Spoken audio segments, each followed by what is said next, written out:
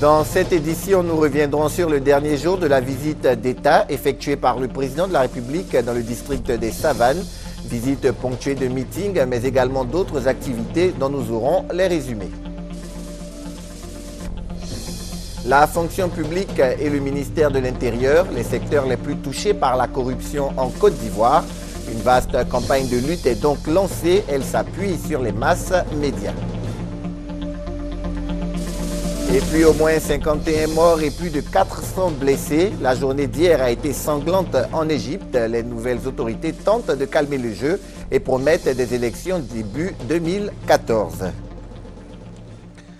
Madame, Monsieur, bonjour et merci de nous rejoindre sur RTI 1 pour vous informer. Le président de la République a achevé hier sa visite d'État dans le district des Savanes. Pendant 6 jours, le président Alassane Ouattara a rencontré les populations du nord de la Côte d'Ivoire, partagé leurs difficultés, écouté leurs doléances avant de leur donner un message d'espoir. Pour des lendemains meilleurs, le chef de l'État appelle les Ivoiriens à l'unité, à la culture de la paix et du pardon. Le président de la République a regagné Abidjan hier soir. Victorine Niaoyoboué. Il est 18h20 quand le président de la République arrive à l'aéroport Félix Houphouët-Boigny de Port-Bouët. Comme dans son discours de clôture de sa tournée dans le district des Savanes, le président Alassane Ouattara a à nouveau lancé un appel à un vaste mouvement de rassemblement de tous les Ivoiriens en vue de construire une nation forte et prospère. J'ai voulu lancer un appel à partir de Korogo et j'en appelle au rassemblement de tous les fils et de toutes les filles de Côte d'Ivoire. C'est important pour la paix, pour le développement et nous avons besoin de nous retrouver tous ensemble.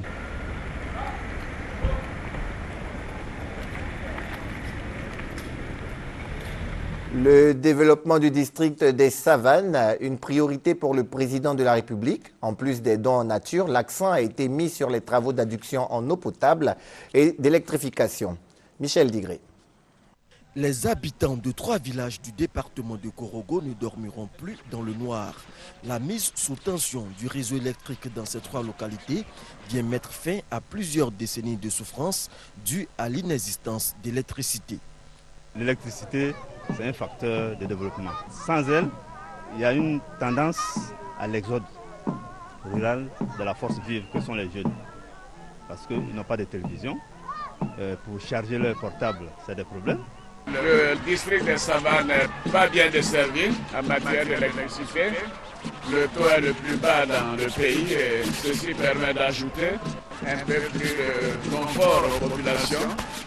Il y a 70 000 personnes qui seront desservies grâce à cette unité et cela représente un investissement de 8 milliards de francs CFA et je pense qu'au deuxième trimestre de l'année prochaine, ce sera donc chose faite. Et nous continuerons, ce n'est qu'un début. La veille, ce sont les villages de Moroviné et de Nongo-Tanankaa qui ont goûté aux délices de la lumière. C'est la sous-préfecture dans laquelle nous nous trouvons à un taux d'électrification de 8%. Certaines régions du nord, telles que la région de Teini, le taux de couverture est de 0,8%, de 1% pour Bouna, de 7% pour Touba. Et quand vous descendez un peu plus vers le sud, comme je l'ai dit tout à l'heure, vous avez des taux d'électrification, des taux de couverture qui avoisinent les 98, les 100% dans certains cas. Donc il s'agit de réparer une injustice sociale. Ces 3 localités électrifiées font partie des sous-projets réalisés par Côte d'Ivoire Énergie en 45 jours dans le cadre de la visite du président de la République dans le district des Savanes. Dans le district des Savanes, l'agriculture occupe une place de choix, notamment avec l'anacarde et le coton. Cependant, les producteurs ne profitent pas du fruit de leur travail. Le gouvernement prend dorénavant les choses en main. Jean-Jacques Kwame. La Côte d'Ivoire est le 2e producteur mondial d'anacarde et bien classé pour le coton. Et pourtant, les planteurs de ces 2 cultures, en majorité du district des Savanes, ne profitent pas des retombées. À ces producteurs, il faut ajouter ceux des mangues, de la canne à sucre et du verrier, qui éprouvent des difficultés. Difficultés liées à l'accès au crédit d'encadrement et surtout du non-respect du prix minimum garanti. C'est ce tableau sombre qui a été présenté au chef de l'État par les différents représentants du monde agricole du district des Savanes. Répondant à toutes ces préoccupations, le président Alassane Ouattara a rassuré les producteurs. Concernant les cultures essentielles, anacarde et coton, le président Alassane Ouattara a rappelé la structure mise en place lors du dernier Conseil des ministres. Objectif, stabiliser les prix. Les autres produits de la filière agricole du district n'ont pas été oubliés. Plusieurs investissements sont annoncés, notamment au niveau des cultures vivrières. Il y a 27 milliards de francs CFA qui ont été mobilisés pour créer les conditions de production en toute saison pour la réhabilitation des barrages. 7 barrages vont être réhabilités dans le district des Savanes et ceci à tout prochainement. Ces barrages vont permettre d'aménager 31 000 hectares de terre pour la production du riz, du maïs et des produits maraîchers. Pour parler des infrastructures agricoles, il y a 3600 km de pistes qui seront réhabilitées dans le district des Savanes pour faciliter l'écoulement de vos productions. Nous avons prévu également 64 magasins de stockage des produits agricoles pour le district des Savanes. Ces investissements prévus au PNIA, Plan national d'investissement agricole, ont été bien accueillis par les producteurs et pour montrer l'importance qu'il accorde à la culture, le président de la République a annoncé que dès 2014, l'État va allouer 10% de son budget au secteur agricole et au monde paysan. Et pour cette visite d'État, le président de la République était accompagné de son épouse. La première dame a de son côté mené certaines activités, au nombre desquelles l'inauguration de la salle multimédia du lycée de Ferkessédougou. On en parle avec Patricia Omoetia. Ils sont restés là, sous le soleil, pour la voir en personne. Rêve si cher à chaque enfant de ce pays.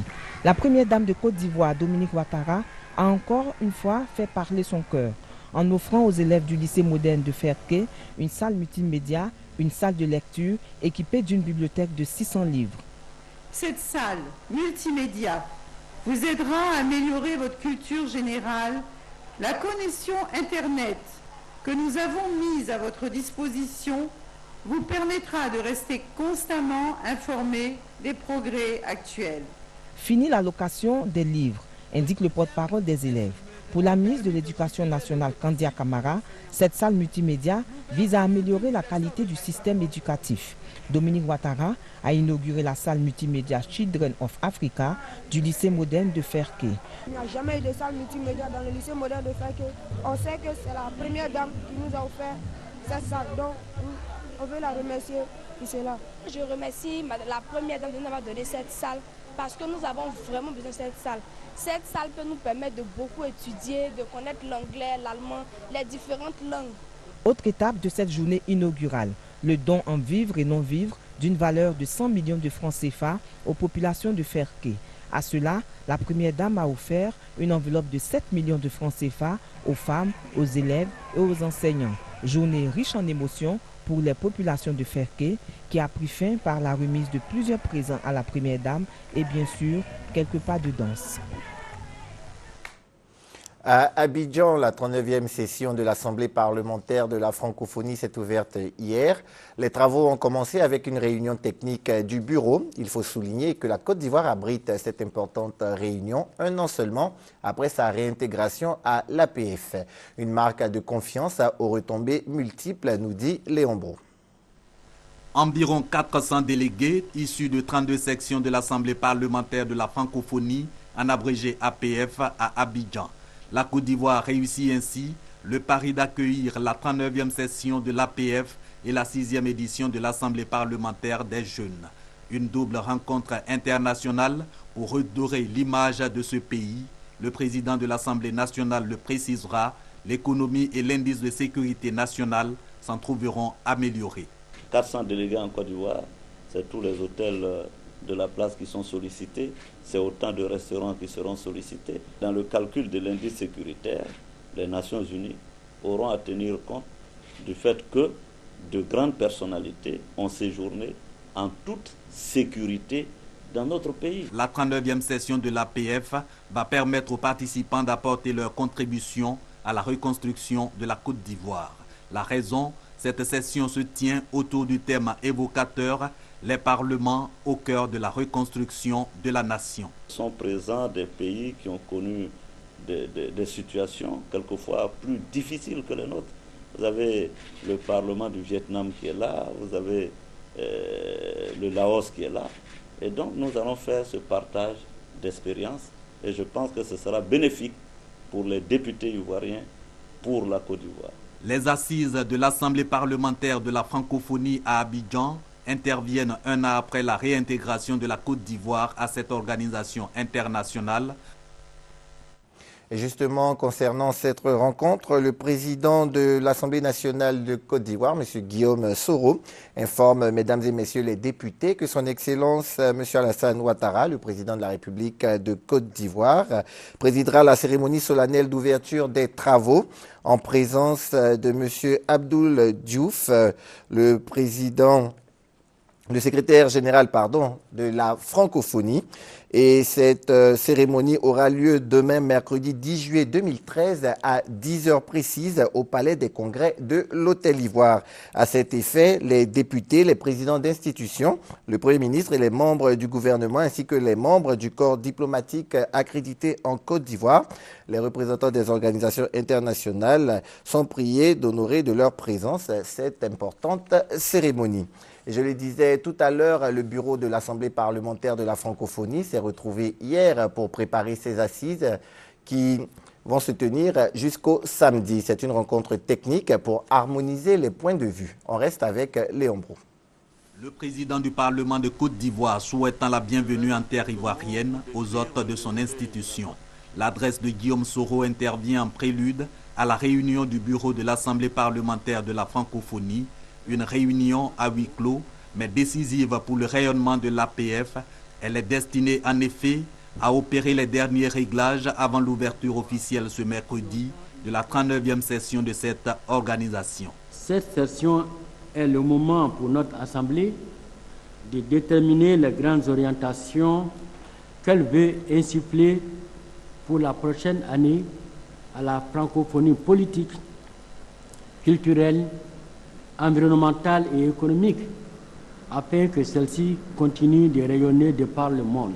Analysé pour apporter la réponse aux problèmes des populations de l'espace francophone, c'est à cela que s'attelle du 8 au 13 juillet à Abidjan, la 39e session de l'Assemblée parlementaire de la francophonie. Rendons-nous à présent à la primature où le Premier ministre Daniel Cablon-Duncan a reçu en audience hier la nouvelle patronne de l'opération des Nations Unies en Côte d'Ivoire. Madame Aïchatou Mendaoudou Souleymane affirme que l'ONUCI continuera de soutenir la Côte d'Ivoire dans son effort de paix. Alexis Ouedraogo. Elle a pris officiellement fonction ce lundi matin. Aïchatou Mendaoudou Souleymane, nouveau patron de l'ONUCI. Elle a rendu une visite de courtoisie au chef de la diplomatie ivoirienne, le ministre des Affaires étrangères Charles Dibi Kofi, avant de rejoindre la primature pour un important entretien avec le chef du gouvernement. Il est un devoir pour moi de rendre visite à son Excellence, Monsieur le Premier ministre, de me présenter et de lui redire encore toute ma disponibilité à continuer l'excellente collaboration qu'il y a eu entre l'ONUCI et le gouvernement de Côte d'Ivoire. Aïchatou Mendaoudou Souleymane a derrière elle une carrière longue de 20 années. Avant d'être en fonction en Côte d'Ivoire, elle a occupé plusieurs postes au sein du gouvernement du Niger et de la communauté économique des États de l'Afrique de l'Ouest. Et après cette rencontre avec la nouvelle représentante spéciale des Nations Unies en Côte d'Ivoire, le Premier ministre Daniel Cablon-Duncan a accordé une audience à l'ambassadeur espagnol, son Excellence Fernando Morán Calvo Sotelo. Le diplomate est venu informer le Premier ministre de la présence du Rayo, navire de guerre espagnol, dans les eaux ivoiriennes depuis samedi. Ce bâtiment d'action maritime participe à plusieurs opérations, dont celle de la lutte contre la piraterie dans les eaux de l'océan Indien et du golfe d'Aden. Des magistrats africains face à la justice pénale internationale, c'est le thème du séminaire de formation que suivent jusqu'à vendredi des magistrats de la sous-région. Il s'agit de renforcer leurs capacités, mais également de les informer sur les domaines de compétences des juridictions pénales, leurs limites et difficultés qu'elles rencontrent dans la mise en œuvre des décisions de justice. Et puis nous le disions dans les titres de ce journal, à l'initiative du Secrétariat national à la bonne gouvernance et au renforcement des capacités, une enquête a été menée afin de détecter les secteurs les plus touchés par la corruption ici en Côte d'Ivoire. Les résultats sont tombés. La fonction publique et le ministère de l'Intérieur détiennent la palme. Il est maintenant question de mener une lutte efficace contre le fléau. Les explications de Francis Boifo. Le mal n'est certes pas visible à certains endroits, mais il est là et mine la société ivoirienne. C'est la corruption. Une étude sur la corruption diligentée récemment par le Secrétariat national à la bonne gouvernance et au renforcement des capacités révèle que 85% des Ivoiriens reconnaissent expérimenter quotidiennement toutes les formes de corruption. Corruption transactionnelle, privative ou d'extorsion, népotisme et favoritisme. L'étude indique également que les ministères de l'Intérieur, de l'Éducation, de l'économie, de la fonction publique, de la santé et de la justice sont les plus touchés. Les institutions financières internationales et d'autres partenaires au développement indiquent que la Côte d'Ivoire paie annuellement plus de 300 milliards de francs CFA du fait du racket et de la corruption. Pour lutter contre la corruption, une campagne nationale démarre ce mardi. Il s'agira d'éveiller les consciences des populations ivoiriennes à partir des messages publicitaires en français et en langue locale. J'ai détourné des fonds d'équipements médicaux. Ils auraient pu sauver ma femme. Ces braqueurs devaient être en prison, mais je les ai libérés contre de l'argent. Aujourd'hui, toute ma famille est en danger. Cette campagne va durer 2 mois. Suivront les phases de sensibilisation et de répression. Le Secrétariat national à la bonne gouvernance et au renforcement des capacités est l'initiateur de cette campagne nationale. Restons avec Francis Boifo pour parler de l'opération de présouscription aux logements sociaux et économiques. Elle a officiellement pris fin le 22 mai dernier, mais pour permettre à tous les candidats de déposer leur dossier, un délai de 72 heures vient de leur être accordé. Rien n'est donc perdu pour les retardataires. Nous avons trouvé des opérateurs de saisie en pleine activité ce lundi aux 2 plateaux dans la commune de Cocody, à 200 mètres du feu de la Direction générale des impôts en provenance de la RTI sur le boulevard Latrille. Pressés qu'ils étaient, ces opérateurs, de numériser les dossiers physiques réceptionnés d'ici au 15 juillet 2013. Dans une semaine, normalement, nous devons donc remettre le fichier à l'autorité compétente qui, à son tour, va le dispatcher entre les promoteurs.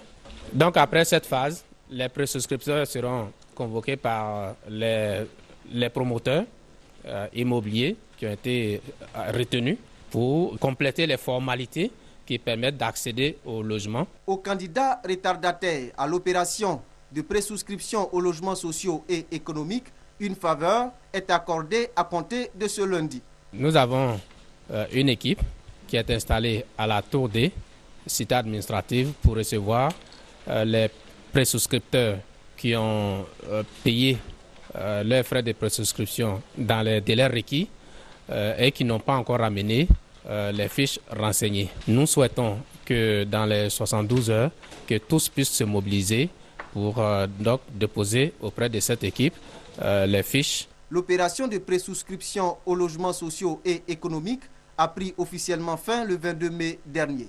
Plus de 56 000 dossiers physiques ont été réceptionnés et 46 opérateurs immobiliers ont été retenus.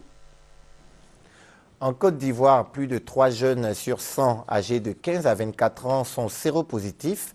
Face à ce constat, l'organisation humanitaire d'aide à la santé en Afrique, OASA, et l'UNICEF ont lancé une campagne de sensibilisation dans les communes de Treichville et Port-Boué. Objectif, sensibiliser les jeunes pendant les vacances scolaires et universitaires.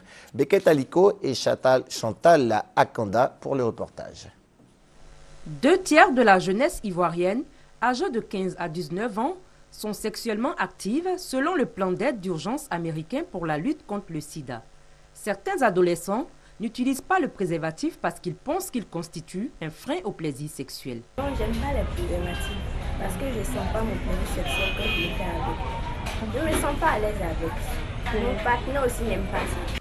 J'aime pas les préservatifs parce que ma partenaire et moi, nous avons fait le test de dépistage VIH et nous sommes déclarés séronégatifs. et pour cela, ils n'utilisent pas les préservatifs. Une campagne de sensibilisation et de prévention vient d'être lancée par l'organisation humanitaire d'aide à la santé en Afrique et l'UNICEF. Objectif, améliorer les connaissances des jeunes sur le mode de transmission des maladies et infections sexuellement transmissibles.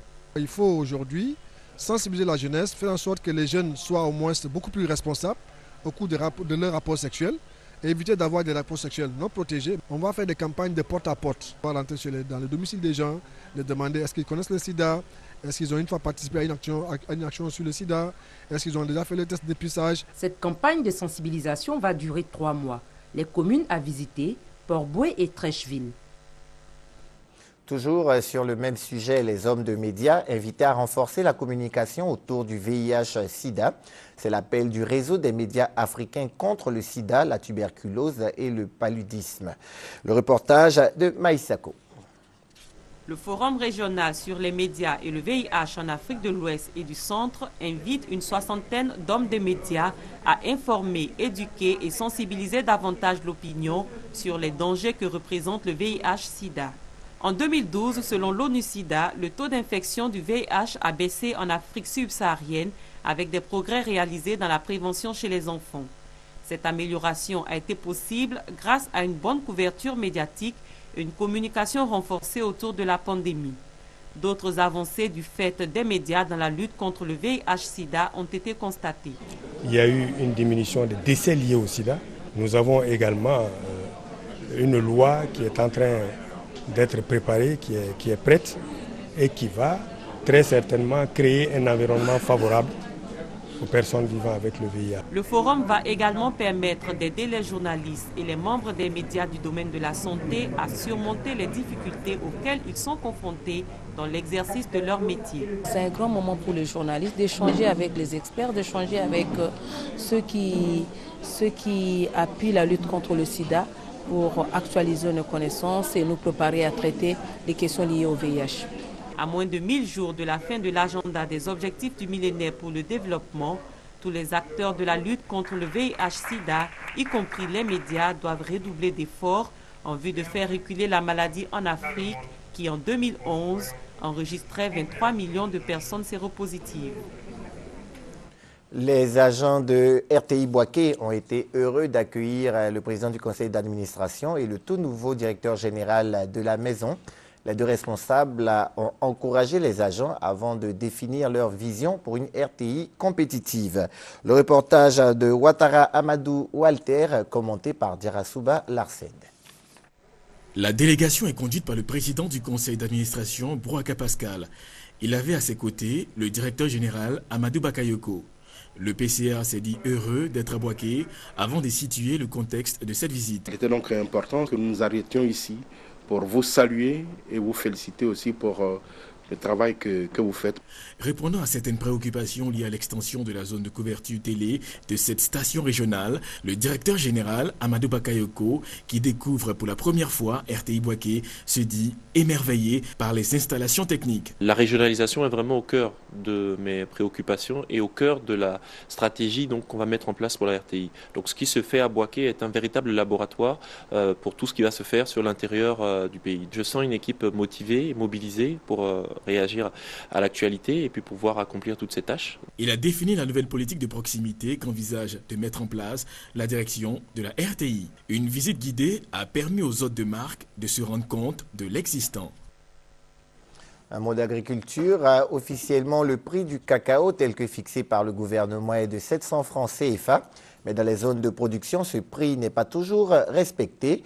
La délégation régionale du Conseil du café cacao de Soubré a donc entrepris une campagne de mobilisation pour traquer les acheteurs et les pisteurs véreux. On en parle avec Eugène Atoubé. Les assemblées générales de coopératives sont devenues des cadres appropriés pour informer les producteurs des attentes du Conseil du café et du cacao, mais surtout les sensibiliser aux nouvelles mesures prises par le gouvernement contre le non-respect du prix du cacao, préfixé à 700 francs CFA. Nous sommes dans la région de Soubré. Devant les membres de la coopérative agricole de la vallée de la Nanier, Cabana, le délégué régional du Conseil du café et du cacao a fait savoir que tous les contrôleurs sont en alerte maximale pour traquer tous les fraudeurs. Silou Seydou a aussi laissé entendre quelques jours plus tôt à Bio, lors de l'Assemblée générale de la coopérative Café Cacao de Bio, que 3 fraudeurs ont été déjà appréhendés et remis aux mains de la justice pour répondre de leurs actes. Dans la région de Soubré, qui fournit le plus grand tonnage de cacao en termes de productivité, les acheteurs et pisteurs véreux sont légion. Et à cause de leurs pratiques malsaines, les coopératives accusent des pertes énormes en termes de gains. Les présidents de coopératives et leurs directeurs, notamment Ekassou à Soubré, Kavana et CCCB à Bio, l'ont confirmé lors de la présentation de leurs bilans respectifs. Avec les problèmes déjà existants que sont les routes non entretenues, le vieillissement du verger, le viol du pot de cacao, l'achat en deçà de 700 francs CFA, il est de plus en plus difficile pour les producteurs de cacao de tirer un meilleur profit de leur labeur. 50 ans de vie, ça se fête et c'est l'âge de l'inspection de l'enseignement primaire de Boisflé 1. Au cours des célébrations organisées pour l'occasion, les différents types de pédagogie qui caractérisent les 4 grandes périodes du système éducatif ivoirien ont été expliqués aux parents d'élèves et nous sont expliqués par Charles Tatou. 4 grandes périodes caractérisent désormais le système éducatif ivoirien avec chacune une pédagogie spécifique. Nous sommes partis de la période de l'époque traditionnelle, la période où la chicotte cohabitait avec la pédagogie. Cet enseignement traditionnel a été un goulot d'étranglement de tous les enfants. À cette époque, la chicotte, c'était la mémorisation. L'enseignant arrive le lendemain, demande à son élève, viens me réciter toutes les leçons que nous avons faites hier. Et nous avons dit avec le pédagogue Alain, vous dit que toute chose apprise, mémorisée, à une durée de 8 jours.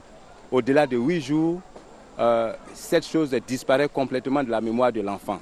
Donc cette pédagogie de la mémorisation, les gens se sont opposés, le politique ivoirien s'est opposé. Et il faut dire que tous les pays francophones ayant partageant la langue française a adopté cette nouvelle pédagogie. Ce n'est pas la Côte d'Ivoire qui va demeurer en reste. Bohou Alexis, dont l'IEP a donné naissance aux autres IEP de la Maraoué, soutient que sa structure a été toujours favorable aux différents types de pédagogie pratiqués par le système éducatif ivoirien. Taux de réussite réalisé aux derniers examens de fin d'année scolaire. Plus de 86% d'admis au CEP et à l'entrée en 6e. L'IEP Boisflé a ouvert ses portes à la rentrée scolaire 1962-1963. Cela fait 50 ans qu'elle existe donc. Et 50 ans, ça se fête. Les différents partenaires locaux de l'école ivoirienne ont loué les efforts des enseignants tout en prodiguant des sages conseils aux écoliers pour leur réussite à l'école. Hors de chez nous, des élections législatives et présidentielles début 2014 et une enquête sur la fusillade d'hier. Le nouveau président égyptien, Adli Mansour, tente de calmer le jeu après la mort d'au moins 51 personnes hier au Caire, où tôt le matin, les forces de sécurité égyptiennes avaient ouvert le feu lors d'une manifestation pro-Morsi. À la suite des incidents, le parti salafiste Al-Nour a quitté les discussions censées trouver un premier ministre de transition. Les frères musulmans de leur côté ont appelé à un soulèvement populaire. Et puis au Mali, après la levée de l'état d'urgence, les candidats à la présidentielle ont donné le coup d'envoi de leur campagne électorale dimanche. Ils ont 3 semaines pour parcourir le pays et tenter de convaincre les quelques 7 millions d'électeurs appelés aux urnes le 28 juillet prochain, une date jugée trop proche par certains des 28 candidats qui en demandent le report. Retour en Côte d'Ivoire, l'église catholique de Katiola a organisé sa 4e édition de la fête de la charité. Hommage a été rendu à tous les bienfaiteurs, particulièrement à la première dame de Côte d'Ivoire, dont les apports ont permis la réalisation de plusieurs travaux d'un coût de 34 millions de francs CFA. Rendons-nous donc à la cathédrale Sainte-Jeanne d'Arc de Katiola avec Ouattara Amadou Walter et Kwadjo Kwame. La 4e édition de la fête de la charité a été marquée par 2 grands événements. La fête en l'honneur de la sainte patronne de la cathédrale Sainte-Jeanne d'Arc et la clôture de l'année pastorale 2012-2013. Placée sous le thème « Foi, communion et autonomie », l'année pastorale a été positive selon les dirigeants de l'Église. Des actions au cours de cette année pastorale ont permis de réaliser la clôture de l'église, la grotte mariale, la pose de 3000 m² de pavés, le renforcement de la sonorisation, l'acquisition de matériel musical et la construction d'un préau. Ces travaux ont un coût de plus de 34 millions de francs CFA. Monseigneur Ignace Bessi Dogo, évêque de Katoula, a félicité toute la communauté chrétienne. Dans son homélie, l'évêque a invité les fidèles chrétiens à se mettre au service de Dieu à l'image de Sainte Jeanne d'Arc. Jeanne d'Arc fait partie de ceux et celles qui ont suivi le Christ fidèlement. Il faut évidemment mettre le Christ au-dessus de tout, au-dessus de nos affections familiales, au-dessus des honneurs dus aux parents, en un mot au-dessus de notre vie. La cathédrale de Katoula regroupe 12 communautés de base. Malgré tous les efforts des fidèles chrétiens et du prélat, des difficultés demeurent dont le nombre insuffisant de prêtres, le déficit en chaises et en ressources financières. Une vente aux enchères et un concert avec des artistes de renom ont apporté une importante contribution à la réussite de cette 4e édition de la fête de la charité à Katoula. Et c'est sur ces images en provenance de Katoula que s'achève ce journal. Merci de l'avoir suivi et merci surtout de rester fidèle au programme de RTI.